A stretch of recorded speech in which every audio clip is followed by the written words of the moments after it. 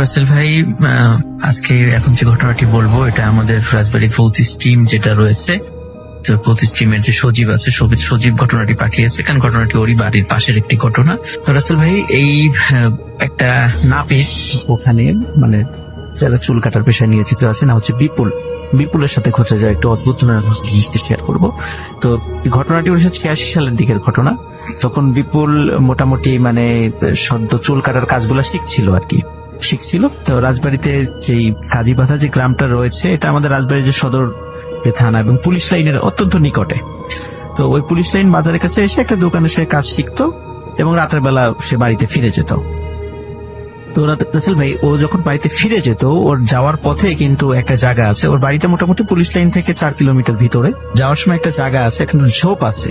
তো স্থানীয়ভাবে এখন পর্যন্ত ওই জায়গাটা কানাইয়ের ঝোপ বলে এবং খুবই হন্টেড একটা জায়গা। স্টিল নাও সেখানে অনেক আগে থেকে সেখানে ভয়ঙ্কর কিছু ঘটনা ঘটে। যেমন কথিত আছে ওই কানাইয়ের ঝোপে ওখানে একটা বটগাছ আছে, সেখানে অনেকগুলো মানে জিন সাপের রূপে বসবাস করে। অনেকেই রাতের বেলা যাওয়ার সময় সেখানে বৃদ্ধ মহিলার আকৃতিতে সাদা কাপড় পরা মানে মানুষ সেখানে দেখে, সাপ খেলা করা দেখে। এরকম বহু ঘটনা ওখানে এমনও আছে যে মানে সাপকে পিটিয়ে ভুল করে সাপ মনে করে, অরিজিনাল সাপ মনে করে পিটিয়ে মেরে ফেলেছিল। তার পরিবারের সব কজন সদস্যই সাপের কামড়ে মারা গেছে। এমন বহু ঘটনা ওখানে রয়েছে আর কি। তো ও একদিন কোরবানি ঈদের আগ দিয়ে, ঠিক তখন, কারণ ঈদের আগ দিয়ে মানুষ এমনি সেলুনে যায়, চুল কাটার জন্য বেশি করে যায়। তো যার কারণে সাধারণত অনেক রাত পর্যন্ত ভিড় থাকে। তো এরকম বেশ কোরবানির কয়েকদিন আগ দিয়ে রাত 12টা পর্যন্ত ওকে কাজ করতে হতো, তারপরে বাড়িতে যেত। তো একদিন রাত 12টার পরেও যখন বাসার দিকে যাচ্ছিল ওর সাইকেলটা নিয়ে, তখন কানাইয়ের ঝোপের কাছে ঠিক যখন আসে, তখন সে দেখে যে দুটো লাশ রাস্তার ঠিক মাঝ বরাবর শায়িত। তখন ও তো বুঝে ফেলে যে এখানে তো এরকম ঘটনা ঘটে, এইটাও ওই মানে ভয়ঙ্কর কিছু ঘটতে যাচ্ছে আমার সাথেও। সে চিন্তা করে যে চাক, এদিক দিয়ে যাবো না, যেহেতু একটা ভয়ঙ্কর জিনিস সামনে রয়েছে, আমি সাইকেলটা ঘুরিয়ে পিছন দিক দিয়ে চলে যাই, রাস্তার ব্যাক করি। কিন্তু যখনই রাস্তার ব্যাক করে, তখন দেখে ওর পিছন দিকেও দুটো লাশ শায়িত। তখন আসলে ও প্রচন্ড ভয় পায় এবং সে সেন্সলেস হয়ে পড়ে যায়। সকালবেলা রাসেল ভাই, ওর পরিবারের লোকজন সেখানে গিয়ে বিপুলকে উদ্ধার করে। কিন্তু রাসেল ভাইয়ের কাছে কিন্তু কোনো ওই সাইকেলটা ছিল না ওখানে। ওকে উদ্ধার করে বাড়িতে নিয়ে আসার পর মানে ও যখন জ্ঞান ফেরে, তখন কি হয়েছে বলে যে এরকম ঘটনা ঘটেছে। কিন্তু রাসেল ভাই, ওই ঘটনাটা বলার পরপরই ও না আর কাউকে চিনতে পারে না, ওর পরিবারের সদস্য কাউকে চিনতে পারে না এবং খুব দরকার ছাড়া কারোর সাথে কথাও বলেন। সবাই মনে করে হয়তো বা এই ভয়ের ঘটনাটা ঘটেছিল, যার কারণে ও সেন্সলেস হয়ে গেছে, যার কারণে দেখালো কাউকে মানে চিনতে পারছে না, এরকম সবাই মনে করে। এরকম রাসেল ভাই 1 মাস 2 মাস 3 মাস চলে যায়। একদিন রাতের বেলা হঠাৎ এই বিপুল সাইকেল নিয়ে হুমড়ি খেয়ে এসে নিজের বাড়ির দরজার কাছে এসে পড়ে আর চিৎকার করতে থাকে। আসার সাথে সেন্সলেস হয়ে যায়। বাড়ির লোকজন বের হওয়ার পরে দেখে বিপুল সাইকেল নিয়ে বাড়ির উঠানের সামনে সেন্সলেস হয়ে পড়ে আছে। তো ওকে তাড়াতাড়ি করে মানে পানি টানি দিয়ে জ্ঞান ফেরানো হয়। ফেরানোর পর বাড়ির লোকজন বলে, কি ব্যাপার, তুই তো ঘুমিয়েছিস, তুই আবার সাইকেল নিয়ে কোথায় গেলি? বলে যে ঘুমাইয়াছিলাম কোথায়, আমি তো মাত্র মানে আমার সেলুনের কাজ শেষ করে ফিরছি। সেলুনের কাজ ফিরছি মানে তুই তো রাত্রেবেলা খাওয়া দাওয়া করে তুই ঘুমালি, আর এখন আমাদের সবাইকে চিনতে পারছিস? কিভাবে চিনতে পারছিস? তুই তো কিছুদিন আগেও চিনতে পারতি না। আমি তোমাদেরকে চিনবো কিছুদিন আগে কেন এসব বলতেছ? আমি তো মাত্র ওই কানাইয়ের ঝোপের কাছ থেকে ভয় পেয়ে দ্রুত সাইকেল নিয়ে মানে বাসার কাছে এসে পড়ে গেলাম, সেন্সলেস হয়ে গেলাম। বলে, তুই মাত্র আসলি মানে তুই তো গত 3 মাস ধরে বাসা থেকে বের হইস না। তখন ও অবাক হয়ে যায় শুনে, 3 মাস ধরে বাসা থেকে বের হই না, আমি তো মাত্র দোকান থেকে ফিরলাম। তখন রাসেল ভাই ও জানতে পারে যে 3 মাস ধরে নাকি ও বাসায় এরকম সেন্সলেস হয়ে আছে, কিন্তু ওর বর্ণনা অনুযায়ী ও মাত্র ওই চুল কাটার দোকান থেকে কাজ শেষ করে ফিরেছে। তখন আসলে ওর বাসা থেকে বলে যে হ্যাঁ, তোর যুক্তি যদি মেনেও নেই যে তুই 3 মাস ধরে তুই আজকে ফিরেছিস, তুই তো সেই কোরবানির ঈদের কথা বলছিস, কোরবানির ঈদ তারও 3 মাস আগে চলে গেছে। সবার কাছে জিজ্ঞেস করে আসলেই রাসেল ভাই 3 মাস আগে কোরবানির ঈদ চলে গেছে। কিন্তু ও আবার যে সেলুনের দোকানে কাজ করে সেখানে গিয়েও শোনে যে 3 মাস ধরে সে কাজে আসে না। এখন রাসেল ভাই, এই যে 3টা মাস ও কোথায় ছিল? আরো সাইকেলটা রাসেল ভাই যখন পাওয়া যায়, 3 মাস কিন্তু সাইকেলের কোনো হদিসও ছিল না, তো সাইকেল নিয়ে কোথা থেকে চলে আসলো? এটা কিন্তু আজও রাসেল ভাই এই সমস্যার কোন এই মানে রহস্যের কুল কিনারা আজ পর্যন্ত উদ্ঘাটিত হয়নি। বিপুল এখন রাজবাড়ির কাজীপাথা যে মোড়টা আছে ওখানে এখনো সে সেলুন, তার নিজস্ব সেলুন আছে, ওই এখনো জীবিত আছে। 1986 সালের ঘটনা যদিও সেই সময়, কিন্তু স্টিল নাও বিপুল জীবিত, কিন্তু আজ পর্যন্ত এই রহস্যের কোনো কুল কিনারা নেই। এটা ছিল রাসেল ভাই ফার্স্ট। ধন্যবাদ রাসেল ভাই। এখন যে ঘটনাটি বলবো সেটি আমাদের রাজবাড়ী জেলার কালুখালী উপজেলার ঘটনা। রাজবাড়ী জেলার কালুখালীতে যে একটি মানে ওখানে একটা চরাঞ্চলে বিশাল একটা গ্রাম আছে, ওটার জায়গাটার নাম হচ্ছে হরিণবাড়িয়ার চর। ওটা পুরো রাজবাড়ী জেলার মানে পাশে যে পদ্মা নদী চলে গেছে। আর আসলে ভাই আমাদের রাজবাড়ী জেলার যে ভৌতিক টিম ওরা অনেক কষ্ট করে ওই জায়গা থেকে ঘটনাটা কালেক্ট করে আর কি, এই জন্য ওদেরকে আন্তরিকভাবে আমার তরফ থেকে অনেক ধন্যবাদ আর কি। আসলে ভাই যে এই ঘটনাটা কিন্তু আসলে অনেকদিন আগের ঘটনা, এটা আমাদের মুক্তিযুদ্ধের আগের সময়ের ঘটনা। তো এটা এখনো এই ঘটনাটি ওই এলাকায় বেশ মানে পরিচিত, অনেকের মুখে মুখে ঘটনাটি চলে আর কি। তো ওখানে ওই সময় একজন হুজুর ছিলেন। তো হুজুর উনি মসজিদে ইমামতিও করতেন, মাদ্রাসা শিক্ষকতা করতেন, এবং ওখানে ওনার ওই গ্রামে ওনার ব্যবসা বাণিজ্য ছিল, মানে একটা অবস্থাশালী ছিলেন আর কি। তো উনি মাদ্রাসা শিক্ষকতা এবং ইমামতি বাবদ কোনো টাকা পয়সাও নিতেন না, এবং উনি খুব ন্যায় বিচার করতেন। গ্রামের যে বিভিন্ন বিচার সালিশ যেগুলো হতো আর কি, অত্যন্ত ন্যায় বিচার করতেন, এবং অনেকেই ওনাকে বিভিন্ন সালিশে নিয়ে যেতেন আর কি। তো অনেক সময় দেখা যেত যে উনি ওই সালিশ শেষ করে বাসায় যেতে যেতে অনেক রাতও হয়ে যেত। তো ওনার বাড়িটা ছিল যে মেইন রাস্তাটা, সেখান থেকে আবার নেমে প্রায় আধা কিলোমিটার মানে ধান ক্ষেত পার হয়ে তারপর ওনার বাসায় যেতে হয়। তো একদিন উনি রাসেল ভাই আসছিলেন, হঠাৎ করে রাতের বেলা দেখলেন বেশ দাড়ি টুপি এবং জোব্বা পরা 3-4 জন লোক ওনার পথ আগলে ধরলো। আগলে ধরে বলতেছে যে তুই এই পথ দিয়ে আর আসা যাওয়া করবি না। তো উনি তো রীতিমতো খুবই অবাক যে এরকম দাড়িওয়ালা জোব্বা পরা লোক হঠাৎ করে তুই তুকারি বলে কথা শুরু করেছে। তো সে বেশ চমকে গেছে, তাদেরকে সে চেনেও না, কখনো দেখেও নি।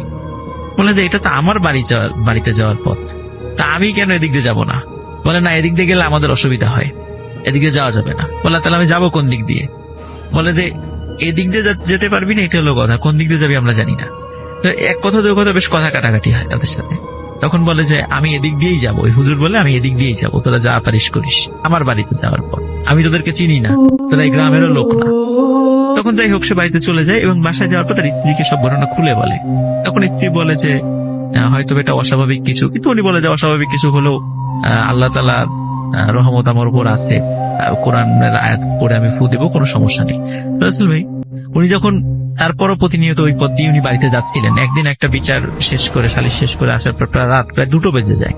উনি আবার যখন ওর রাস্তায় যাচ্ছিলেন হঠাৎ দেখলেন ঠিক ওই যে ওরকম জুব্বা পরা মানে শত শত লোক ওরা চারদিক থেকে ঘিরে ফেলেছে, ঘিরে ফেলে ওনাকে মেরেই ফেলবে এরকম একটা অবস্থা। তখন উনি দোয়া দুরূদ পড়তে থাকেন। যখন তারা খুব কাছে চলে এসেছে এমন একটা অবস্থায় হঠাৎ উনি দেখেন যে পূর্ব দিকের আকাশ থেকে মানে বিশাল আকৃতির একটা মানুষের মতো উড়ে উড়ে আসছে, এবং ওটা যখন ওর কাছে চলে আসে তখন ওই যে আশেপাশে রাসেল ভাই যত ওই লোকরা তাকে অ্যাটাক করতে এসেছিল দেখেন মুহূর্তের মধ্যে তারা হাওয়া হয়ে গেছে, এবং যখন হাওয়া হয়ে গেছে সব, এবং ওই জিনিসটাও আবার পূর্ব দিক থেকে এসেছিল ঘুরে আবার পূর্ব দিকে চলে যায়। মনে হচ্ছে তাকে বাঁচানোর জন্যই সেটা এসেছিল, কিন্তু তার সাথে কোনো কথা বলে নাই, হুজুরের সাথে কোনো কথা বলে নাই। উনি বাসায় চলে যান, বাসায় ওনার স্ত্রীকে সব ঘটনা খুলে বলেন যে এই ঘটনা, পূর্ব দিক থেকে এরকম একটা জিনিস আসলো, আমি তো বুঝতে পারি নাই এটা কি, আমার সাথে কথাও বললো না, আমাকে বাঁচিয়ে চলে গেল। তো রাসেল ভাই তো উনি ওই দিন রাত্রে ঘুমিয়ে পড়েন। এর ঠিক 2 দিন পরে রাসেল ভাই উনি রাত্রেবেলা আর একটা সালিশ থেকে ফিরে আসার পথে উনি আর বাড়িতে ফেরেন নাই। সকালবেলা খুব হই হট্টগোল শোনা যায়। তো ওনার স্ত্রী মানে ওনার কাছে খবর আসে যে নদীর পাড়ে ওই হুজুরের ডেড বডি পড়ে আছে। রাসেল ভাই ওনার মানে ধর থেকে মাথাটা বিচ্ছিন্ন ছিল, শরীর থেকে হাত বিচ্ছিন্ন, এবং পায়ের হাঁটু 2 পায়ের হাঁটু থেকে পা বিচ্ছিন্ন ছিল, এবং এটা বিক্ষিপ্ত আকারে ছড়িয়েছিল। তো ওনার মতো এরকম একজন ভালো লোকের মৃত্যুতে মানে সারা গ্রামে শোকের ছায়া নেমে আসে, এবং এত মর্মান্তিক একটা মৃত্যু এটা কেউ মেনে নিতে পারছিলেন না। এখন সবাই বলে যে হুজুর রাত বেলাতে একা একা ফেরে, তো মনে হয় তাকে জিনে মেরে ফেলেছে, এরকম একটা কথা। তার স্ত্রীও বলে যে হ্যাঁ এরকমের কিছু সমস্যা হচ্ছিল, হয়তোবা জিনে মেরে ফেলেছে, এরকম একটা কথা কি হয়। এখন তাকে তো রাসূল ভাই দাফন করতে হবে। সমস্যাটা যেটা সৃষ্টি হয়েছিল ভাই, ওই গ্রামে একটা কবরস্থান ছিল, ওই কবরস্থানে কবর দেওয়ার কিছু নিয়ম কানুন ছিল। সেই নিয়ম কানুন হচ্ছে যে যাকে কবর দেওয়া হবে তাকে নামাজি হতে হবে, এবং কোনো অপমৃত্যু যদি কারো হয় তাকে ওই কবরস্থানে কবরস্থ করা যাবে না, কেউ যদি সুইসাইড করে এই ধরনের। তো এই জন্য ওই কবরস্থানটা সবার কাছে খুব মানে নাম করা একটা কবরস্থান 10 গ্রামের মধ্যে। এখন আসলে ওই গ্রামের 3 জন ব্যক্তি, খুব প্রভাবশালী ব্যক্তি, এনারা একটা ভেটো দিয়ে বসেন যে এই হুজুরের যেহেতু অপমৃত্যু হয়েছে সুতরাং ওনার লাশটা এখানে দাফন করা যাবে না। তখন আবার একটা গ্রুপ বলে যে ওনাকে তো হত্যা করা হয়েছে, উনি তার ইচ্ছা করে মারা যান নাই বা সুইসাইড করেন নাই, সুতরাং এখানে কবর দিলে সমস্যা কি? বলে না, এটা হোক সেটাই, কিন্তু এটা অপমৃত্যু, এখানে আমরা দাফন করতে দেব না। আসলে ভাই ওই 3 জন ব্যক্তি ওনাদেরকে একটা বিচারে মানে ইফটিজিং এর অপরাধে দোষী সাব্যস্ত করে তাদেরকে কিন্তু পুলিশে ধরিয়ে দিয়েছিল ওই হুজুরি, মানে একটা বিচারে। এই জন্য ওনার প্রতি তারা খুব ক্ষিপ্ত ছিল। তো ওনারা যখন এই ধরনের বিষয়ে বাদ সাধেন তখন প্রভাবশালী হওয়ার কারণে ওই হুজুরকে কিন্তু ওই কবরস্থানে দাফন করা যায় নাই। ওনাকে একটা মানে বাঁশঝাড়ের কাছে একটা সাদামাটা জায়গায় ওনাকে কবর দিয়ে আসা হয়। কবর দিয়ে আসার পরে মানে বেশ কয়েকদিন স্বাভাবিকভাবেই চলতে থাকে রাসেল ভাই। এর কয়েকদিন পরে একটা ঘটনা ঘটে, সেটা হলো যে ওই যে 3 জন রাসেল ভাই ওই যে ভেটো দিয়েছিল এদের একজনের লাশ পাওয়া যায়। সেটা হচ্ছে যে একটা গাছের সাথে ঝুলন্ত অবস্থায়, মনে হয় সে সুইসাইড করেছে। কিন্তু লাশটা এত উঁচুতে ছিল এটা বিশ্বাস করাই কষ্ট যে একটা মানুষ এত উপরে উঠে গাছে মানে সুইসাইড করতে পারে। তো সবাই চিন্তা করেছে এটা নর্মাল সুইসাইড। যাই হোক, এর কয়েকদিন পর রাসেল ভাই ওই 3 জনের আর একজন ব্যক্তি ওনারও ঠিক একই রকম ভাবে ওনারও মৃত্যু ঘটে। তো গ্রামে কিন্তু একটা মানে একটা ভয় চলে আসে, না জানি মানে আবার কোন একে তো হুজুরকে মেরেছে, মানে তাকেও সবাই ধারণা যে জিনে মেরেছে এরকম একটা ধারণা ছিল। আবার তাদের মৃত্যু নিশ্চয়ই এটা গ্রামের জিনের আসর পড়েছে এরকম একটা বিষয়। চারদিকে অনেকে রাত্রেবেলা বাসার থেকে বেরোনোই বন্ধ করে দেয় ভয়ে। যাই হোক রাসেল ভাই, তো এখন আবার অনেকেই নাকি ওই হুজুরকে মানে বিভিন্ন জায়গায় দেখতো রাতের বেলা, এটাও একটা ব্যাপার হয়ে গেছিল আর কি, একটা রোমার ছড়িয়ে গিয়েছিল। তো সর্বশেষ যে ঘটনাটি ঘটে, আমরা কিন্তু রাসেল ভাই জানি না যে ওই 2 জনের মৃত্যু আসলে কিভাবে হয়েছিল, এটা কিন্তু কেউ জানে না। কিন্তু তৃতীয় যেই ব্যক্তি ওই যে যিনি ভেটো দিয়েছেন উনি একদিন রাতের বেলা ওনার দরজায় মানে নক করার শব্দ শুনছিলেন। তিনি যখন দরজাটা খোলেন তখন দেখেন যে বিশাল দেহী একজন ব্যক্তি দাঁড়ানো, এবং কোনো কথা ছাড়াই ওই লোকটার মানে গালে প্রচন্ড জোরে একটা চর বসিয়ে দেন এবং উনি সেন্সলেস হয়ে পড়ে যান ওই লোকটা। এবং রাসেল ভাই এরপর থেকে ওই ব্যক্তি উনি একমাত্র ব্যক্তি যিনি জীবিত ছিলেন, এবং উনি যতদিন জীবিত ছিলেন উনি আধা পাগল অবস্থায় ছিলেন এবং ওনার ঘাটটা বাঁকা ছিল। তারপরে রাসেল ভাই এরপরে আরেকটা যে ঘটনাটা ঘটে সেটা হচ্ছে যে গ্রামের লোকজন একটা সিদ্ধান্ত নেয় যে হুজুরকে ওখানে যে দাফন করা হয়েছে ওইভাবে দাফন করাটা ঠিক হয়, আমরা তার লাশটা আবার উঠিয়ে আমরা আবার কবরস্থানে কবরস্থ করব। গ্রামের কয়েকটা কুচক্রী লোকের কারণে তাকে ওইখানে কবর দেওয়া হয়েছে। এই ওনার কবর দেওয়ার আসলে কয়েক মাস অতিবাহিত কিন্তু হয়ে গিয়েছিল। তখন সবাই সিদ্ধান্ত নেয় হ্যাঁ তাকে কবর থেকে তুলে আবার যথাযথ মর্যাদায় আবার তাকে অন্য জায়গায় সমাহিত করা হবে। সবাই রাসেল ভাই কবর খোঁড়ার জন্য রেডি। হঠাৎ করে দেখে পূর্ব দিক থেকে একটা লোক চিৎকার করতে করতে আসছে যে এই তোমরা দাঁড়াও, তোমরা কেউ ওই কবর খুঁড়বা না, ওটা আমি খুঁড়বো।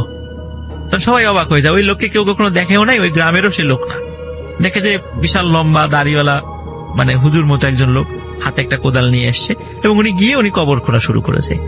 তো কবর খোঁড়া শুরু করার রাসেল ভাই দেখে যে এদের যেমন 1-1.5 মাস হয়ে গেছে, হুজুর লাশটা কিন্তু একদম অবিকৃত ছিল, যদিও সেটা মানে বিচ্ছিন্ন ছিল তার দেহ থেকে, কিন্তু মানে শরীর কোনো অংশ পচে নাই, মনে হয় মাত্র তাকে দাফন করা হয়েছে, মানে একটু তার শরীরে পছন্দ ধরে নাই।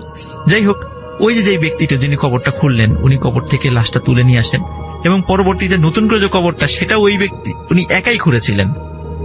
খোঁড়ার পরে উনি বললেন যে এনার জানাজা আমি পড়াবো। তখন সবাই তার পিছনে জানাজায় দাঁড়িয়ে গেল। জানাজায় দাঁড়ানোর পরে ওই লোকটি আবার যেই পূর্ব দিক থেকে এসেছিলেন পূর্ব দিকে চলে গেল। এরপরে রাসেল ভাই ওই গ্রামে এই ধরনের কোনো ঘটনা বা হত্যার ঘটনা এই ধরনের ঘটনা ঘটে নাই। কিন্তু রাসেল ভাই ওই যে লোকটা, ওই লোকটা যে কে ছিল, এই যে 2টা মৃত্যু হলো বা হুজুরের মৃত্যু কি মানুষে হত্যা করেছে, এটা জিনে হত্যা করেছে, তারপর ওই 2 জনের মৃত্যু এটা কি কোনো মানুষে হত্যা করে তারা সুইসাইড করেছে না জিনে মেরেছে, এটা কিন্তু রাসেল ভাই আজও ওই গ্রামে কিন্তু ভিন্ন ধরনের মতামত পাওয়া যায়, আজও রহস্য হয়ে আছে সেটা। এটাই ছিল রাসেল ভাই আমার প্রথম ঘটনা। এই ঘটনাটি আমাদেরকে যিনি পাঠিয়েছেন তার নাম সাদিকুল ইসলাম ভাই। ওনার বাড়ি নরসিংদী জেলার মনোহরদী উপজেলার কাছিকাটা ইউনিয়নের দক্ষিণ বারুদিয়া গ্রামে। তো সাদিক ভাই আবার শুনেছেন আরেকজনের কাছ থেকে, তার নাম উনি আমাদেরকে জানিয়েছেন, তবে সঙ্গত কারণে তার নামটি প্রকাশ হোক এটা উনি চাচ্ছেন না। ধরে নেই তার নাম তাহের। এই তাহের ভাইয়ের বাড়ি মাগুরা জেলার কোন একটা জায়গায়। ঘটনাটি ওনার সাথে 2012 কি 13 সালের দিকে ঘটেছিল। পারিবারিক ভাবে আগে থেকে ওনারা কাপড়ের ব্যবসার সাথে যুক্ত ছিলেন। উনিও এই কাপড়ের ব্যবসাই করছেন। তো শাড়ি কাপড় বা অন্যান্য কাপড় মাগুরা থেকে দেশের বিভিন্ন জায়গায় গিয়ে উনি বিক্রি করতেন। যখন বের হতেন 1 সপ্তাহ বা 15 দিন পর উনি বাড়িতে ফেরত আসতেন, মাঝে মাঝে আগেও আসতেন। এটা নির্ভর করে ব্যবসা কেমন চলছে, কেমন ব্যস্ততা তার উপরে। একদিন তাহের ভাই কাপড় বিক্রি করে বাড়ি আসতে আসতে অনেক রাত করে ফেলেন। উনি গাড়ি থেকে নামেন, তারপর এলাকার একটি বাজারে গিয়েছেন। অনেক রাত হওয়ার কারণে বাজারে কোনো লোকজন নেই। গ্রামের বাজার এত রাতে কেউ না থাকাটাই স্বাভাবিক। কি করবেন ভেবে পাচ্ছেন না, গাড়িও নাই, রিক্সাও নাই, এখন করণীয় কি? ওই সময় বাজারের একজন পাহারাদারের সাথে তার দেখা হয়। এই পাহারাদার আবার তার বাড়ির কাছেরই একজন মানুষ। পাহারাদারকে উনি ছোটবেলা থেকেই চেনেন। তো পাহারাদারের সাথে যখন দেখা হয় তখন পাহারাদার তাহের ভাইকে বলেন যে, এই এত রাত করছো কেন? যাও যাও, দেরি করো না, বাড়ি যাও বাড়ি যাও বাড়ি যাও। আরে বাড়ি যাবে কিভাবে, গাড়ি তো নাই। এখন এই সমস্ত বিষয়ে কোনো কিছু না বলে বলছেন তাড়াতাড়ি বাড়ি যাও বাড়ি যাও। মানে বাড়িতে পাঠানোর জন্য তার ব্যতিব্যস্ততা দেখে তাহের ভাই নিজেই অবাক। কই বলবে যে একটু বসো, একটু কথা বলি, দেখি কোনো গাড়ি আসে কিনা বা কোনো লোকজন আসে কিনা, তার সাথে তোমাকে ধরাই দেই, যাও। বাজার থেকে তার বাড়ির দূরত্ব পায়ে হাঁটা 10 মিনিটের মতো পথ। তারপরও তাহের ভাই ভয় পাচ্ছিলেন, অনেক রাত হয়ে গেছে, একা একা। পাহাড়দার বলছে, যারা দূর তোমরা ইয়াং মানুষ, এত ভয় পেলে চলে নাকি, যাও যাও বাড়ি যাও, কিচ্ছু হবে না। তো তাহের ভাই এই আচরণগুলো স্বাভাবিকভাবে নিয়েছেন, ওরকম কিছু মনে করেন নাই। কারণ পাহারাদার মানুষ, ওনার তো ঘুরে ঘুরে ডিউটি করতে হবে। তাহের ভাইয়ের সাথে যদি গল্প গুজব করেন, ওই সাইডে অন্য জায়গায় যদি চোর এসে চুরি করা শুরু করে, তাহলে এই জবাবদিহিতা তো ওই পাহারাদারকেই করতে হবে। এই জন্য হতে পারে যে ওই পাহারাদার একটু তাড়াহুড়াই করেছিলেন। তো তাহের ভাই রওনা দিয়েছেন, হাঁটাহাঁটি শুরু করেছেন। উনি যখন হাঁটা দিয়েছেন, ওনার বাড়িতে যাবার পথে বেশ ঝোপঝাড় পড়ে, বড় বড় দুটো পুকুরও পড়ে। উনি বাড়ির দিকে যাচ্ছেন, এমন সময় তার পেছনে কারো আসার শব্দ শুনতে পান। তাকিয়ে দেখেন একটা বিড়াল। বিড়ালটি তার পেছনে পেছনে হেঁটে আসছে। বিড়াল সাধারণত হাঁটলে শব্দ হয় না, তবে ওই বিড়ালটি শুকনো কোনো কিছুর উপরে পা দিয়ে আসছিল, ওইটাই কিছু খসখস শব্দ হচ্ছিল। বিড়াল যে হেঁটে আসছে, অন্ধকারে তার চোখগুলো জলজল করছিল। সাধারণত অন্ধকারে চোখ জলজল করার কথা না, যদি না চোখের উপর সামান্য আলো না পড়ে, কিন্তু ওটা এমনি জলজল করছিল। একটু পরে আবার খেয়াল করেন, আরে এটা তো বিড়াল না, মাত্রই না বিড়াল দেখলাম, এখন তো দেখতেছি এটা একটা কুকুর। এবার তাহের ভাইয়ের মনে একটু সন্দেহ লাগে যে আসলে কি এটা স্বাভাবিক কিছু হচ্ছে। উনি যদিও বা সিগারেট খুব একটা খেতেন না, কিন্তু তার সাথে সিগারেটের একটা প্যাকেট আর একটা লাইটার সবসময় থাকতো। ওই সময় দ্রুত উনি সিগারেটটি ধরিয়ে ফেলেন, থামছেন।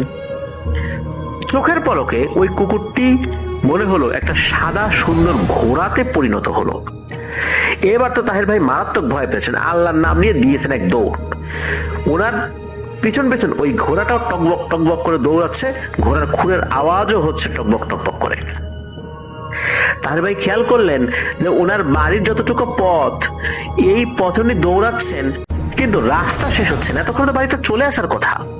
উনি যা যা দোয়া দূরত পারেন পড়ছেন, বাড়ির কাছেও চলে আসেন। বাড়ির ভিতরে যখন ঢুকে যান, তখন নাকি পেছন থেকে ওই অবয়বটি বলে ওঠে, আজকের মতো বেঁচে গেলি রে, আমি আছি, দেখি কয়দিন তুই বেঁচে থাকতে পারিস। তো এরকমটা বলে। এরপর তাহের ভাই একটা চিৎকার দিয়ে অজ্ঞান হয়ে পড়েন। বাড়ির সবাই তো জেগে যায়, তাকে উদ্ধার করে ঘরে নিয়ে যায়। পরের দিন ওঝা কবিরাজ আসে, তাকে ঝাড়ফুঁক করে, তার জ্ঞান ফেরে, সবকিছু খুলে বলেছিলেন আর কি। তাহের ভাইয়ের দাদা উনি নাকি জীবিত অবস্থায় ওই বাড়িটা আগে থেকে বন্ধ করে রেখেছেন। তাহের ভাই তো ওই যাত্রায় বেঁচে গেলেন, তবে ওনার টানা 3 দিন বেশ জ্বর ছিল, তবে আল্লাহর রহমতে উনি সুস্থ হয়ে গিয়েছিলেন। সুস্থ হওয়ার পর উনি বাজারে গিয়েছেন কোন একটা দরকারে, যাওয়ার পর ওই পাহারাদারের সাথে তার দেখা হয়। ওই পাহারাদারকে বলেন যে কাকা, ওই রাত্রে আপনি আমাকে ঠেলে পাঠালেন, মনে হচ্ছে যে আমি আপনার ঘাড়ের উপর বোঝা হয়ে গেছি। আমাকে এই যে ঠেলে পাঠালেন, জানেন আমি কি বিপদে পড়ছিলাম? পাহারাদার এই কথা শুনে বলে যে হেরে বাপু, আমি রাত বিরেতে তোমাকে ঠেলে পাঠাবো মানে তুমি কি বলতেছো? আমি তো অনেকদিন ধরে এই পাহারাদারের চাকরি ছেড়ে দিছি, আমি তো এদিকে আসিই না, আমি তো বাড়িতে থাকি, কৃষি কাজ করতেছি এখন। রাতের বেলা আমি তোমার সাথে দেখা করব, কথা বলবো, এখানে আবার পাহারা দেবো, এটা তো সম্ভবই না। এ কথা শোনার পর তাহের ভাই বেশ অবাক হন। চিন্তা করেন, তাহলে রাতের বেলা যে দেখা হলো উনি কে? এই জন্যই কি এত তাড়াহুড়া করে ঠেলে তাকে পাঠিয়ে দিচ্ছিল? তো ওই ঘটনার পর বেশ অনেকদিনই কেটে যায়, ব্যবসা চলছে। এরপর থেকে তাহের ভাই রাত না করে দিনে দিনে বাড়িতে ফেরত আসার চেষ্টা করেন। যদি বেশি রাত হয়েই যায় তাহলে ওই রাতটা অন্য কোথাও কাটিয়ে তারপরে বাসায় ফেরেন। তবে সব দিন তো একরকম হয় না। একদিন হয় কি, তাড়াতাড়ি বাড়ি ফেরার নিয়েতেই বের হয়েছিলেন, তবে কিছুটা দেরি হয়েই যায়। উনি আর ওই রাতটা অন্য কোথাও থাকার বন্দোবস্ত করতে পারেন নাই। তো ওই যে বাজারে প্রথম রাত্রে এসে একটা ভয়ের একটা প্রেক্ষাপট তৈরি হয়েছিল, ওই বাজারে আসতেই দেখেন একটা ভ্যান গাড়িতে গামছা মুখে পেঁচিয়ে একটা লোক ভ্যানের সিটের উপর বসে আছে, মানে ড্রাইভিং সিটে বসে আছে। তাহের ভাইকে দেখে বলেন, আরে তাহের ভাই না, চলেন চলেন ওঠেন, আপনি আমার লাস্ট কাস্টমার, উঠে পড়েন। তার কণ্ঠস্বর শুনে পরিচিত বলে মনে না হলেও তাহের ভাই চিন্তা করলেন তার এলাকারই কেউ হবে, তাকে চেনে। আর যেহেতু উনি কাপড়ের ব্যবসা করে, অনেকেই তাকে চেনে। তাহের ভাই আর কথাবার্তা না বাড়িয়ে ভ্যানের সামনের দিকটাতে উঠে পড়লেন। উঠে পড়ে বললেন যে তোমার ভাড়া কত দিতে হবে? তো ভ্যানওয়ালা এত কম ভাড়া বললো যে তাহের ভাই আর কিছু না ভেবেই উঠে পড়েন। খুশিও হয়েছেন যে এত রাত্রে তো গাড়ি থাকার কথা না, পেয়ে গেলাম, ভালোই হলো। তো গাড়িতে বসতেই এই ভ্যান চালক খুব আস্তে আস্তে ভ্যান চালাচ্ছে, মনে হচ্ছে এমন ভাবে ভ্যান চালাচ্ছে এর থেকে কচ্ছপের পিঠে উঠলেই ভালো হতো। রাত তো শেষ হবেই, তার এইটুকু পথ বাড়িতে যেতে হয়তো দুপুরও হয়ে যেতে পারে, এমন মনে হচ্ছে তার কাছে, মানে এত আস্তে আস্তে চালাচ্ছে। তাহের ভাই ওই ভ্যান চালককে বললেন যে কি ব্যাপার ভাই, এত আস্তে আস্তে যাচ্ছ কেন? কোনো সমস্যা নাকি? নাকি ভ্যানের সমস্যা না তোমার সমস্যা? বলো নাকি এইভাবে চালাচ্ছ কেন? ভ্যান চালক কিছু না বলি শুধু চালিয়েই যাচ্ছে, কিন্তু চালানোর গতি একটুও বাড়ে না। তাহের ভাইয়ের ব্যাগে কিছু খাবার ছিল, মিষ্টি জাতীয় কিছু খাবার ছিল। তো ওই ভ্যান চালক একটু নাকি কণ্ঠে বলছে যে এসব খাবার কার জন্য আনছেন? তাহের ভাই খেয়াল করলেন যে হঠাৎ করে এই কথা বলার পরে কেমন যেন মাংস পচা গন্ধ তার নাকে আসে। এরপরে আবারও ওই ভ্যান চালক বলে ওঠে, বললেন না এই খাবারগুলো কার জন্য নিচ্ছেন? এইবারে তাহের ভাই বুঝতে পারেন যে আসলে কি ব্যাপারটা স্বাভাবিক না, ব্যাপারটা মনে হচ্ছে অস্বাভাবিক। এই যে ওনার বাড়ির আগে 2টা পুকুর আছে, এই পুকুর পাড়ের কাছে যখন এসেছেন তখন হঠাৎ করে চোখ যায় একটা পুকুরের ভেতরের দিকে। ওই সময়ে চাঁদের আলো মোটামুটি ছিল, পুকুরের পানির উপরে চাঁদের আলো পড়েছিল, চাঁদের একটা প্রতিচ্ছবিও কিন্তু পুকুরের পানির উপর দেখা যাচ্ছিল। কিন্তু আরো একটা জিনিস দেখা যাচ্ছিল যেটা উনি আসলে দেখতে চান নাই, সেটা হচ্ছে মনে হচ্ছে পুকুরের মাঝখানে একটা লম্বা কালো ছায়া, যেটা শেপ অনেকটা মানুষের মতো। হঠাৎ করে এই ভ্যান চালক ভ্যান চালানো থামিয়ে দেয় আর খিক খিক করে হেসে ওঠে। এই হাসির শব্দ শুনে তাহের ভাই বলেন, কি ব্যাপার ভাই, থামালেন কেন আর হাসতেছেন কেন? তখন নাকি ওই লোকটা তার দিকে ঘুরে তাকায়। ঘুরে তাকানোর পর দেখতে পান যে ওই লোকটার হাত পা বডি মানুষের মতো হলেও তার মুখটা মানুষের মতো না, তার মুখটা একটা পুরোপুরি শূকরের মতো। এইটা দেখেই তো উনি বুঝতে পারছেন যে যা চিন্তা করছিলাম তাই, এইবার আমি গেছি, বিশাল বড় এক বিপদে পড়ে গেছি। তাহের ভাই চোখ বন্ধ করে দোয়া দুরুদ যা জানেন উনি পড়ছেন। এরপর চোখ খুলে দেখেন ভ্যানটা ওখানেই আছে, ভ্যানের চালক ওখানে নাই, তবে ভ্যানের চালক হেঁটে হেঁটে ওই পুকুরের পানির উপর দিয়ে হাঁটছে, মানে হেঁটে হেঁটে নেমে পুকুরের পানির উপর দিয়ে হেঁটে হেঁটে ওই যে ছায়া যেটা ওইটার দিকে চলে যাচ্ছে। ওইটার দিকে চলে যাওয়ার পরপরই তাহের ভাই এটাও খেয়াল করলেন এই দুইটা অবয়বী একই ধরনের চেহারা নিয়ে তার দিকে এবার এগিয়ে আসছে। এবারে উনি আর জ্ঞান ধরে রাখতে পারেন, ওখানেই সেন্সলেস হয়ে যান। ওরা যখন তখন সকাল 10টার মতো বাজে। উনি দেখেন আশেপাশে যে লোকগুলো আছে তাদেরকে হয়তো বা চেনা চেনা লাগছে, পরিপূর্ণভাবে চেনেন না। উনি জিজ্ঞেস করলেন যে উনি কোথায়। পরে লোকজন বলেন যে আপনি একটা মসজিদের বারান্দায় আছেন, আর মসজিদের নামটাও বলেন, মসজিদটা কোন এলাকায় এটা বলেন। তখন উনি বুঝতে পারলেন যে তার বাড়ি থেকে প্রায় 4 থেকে 5 কিলোমিটার দূরে একটা গ্রাম রয়েছে, সেই গ্রামের একটা মসজিদে উনি আছেন। মূলত ফজরের নামাজ পড়তে যাওয়ার সময় কিছু মুসল্লি ওনাকে পড়ে থাকতে দেখেন, দেখে ওই মসজিদের বারান্দায় নিয়ে আসেন। তারা তাকে জ্ঞান ফেরানোর চেষ্টা করেছিলেন, অনেক চেষ্টার পর সকাল 10টার দিকে তার জ্ঞান ফিরেছে। অথচ উনি অজ্ঞান হওয়ার আগ পর্যন্ত উনি দেখেছেন যে উনি ওনার বাড়ির কাছে পুকুরের দিকে ছিলেন। এত দূর উনি কিভাবে আসলেন, এটা একটা রহস্য। তো উনি তো বাড়িতে চলে যান। এরপর একজন হুজুর দেখেন, হুজুর ওনাকে খুব ভালোভাবে রুকিয়া করে দেন এবং বলে দেন যে তোমার পিছনে কোন একটা দুষ্ট জিন লেগে গেছে, তুমি আর রাত করে বাড়িতে ফিরো না। এরপর থেকে উনি আসলে ওনার রাত করে বাড়িতে ফেরার যেই একটা সম্ভাবনা যেখানে তৈরি হতো সেই কাজেই উনি যেতেন না। উনি ব্যবসার পরিধিটাও কমিয়ে দিয়েছিলেন, যেই কাজে রাত হবে বাড়িতে ফিরতে ওই ধরনের কাজ উনি হাতে নিতেন না। এখনো উনি এভাবেই ব্যবসা করে যাচ্ছেন। তো এটাই ছিল ঘটনা।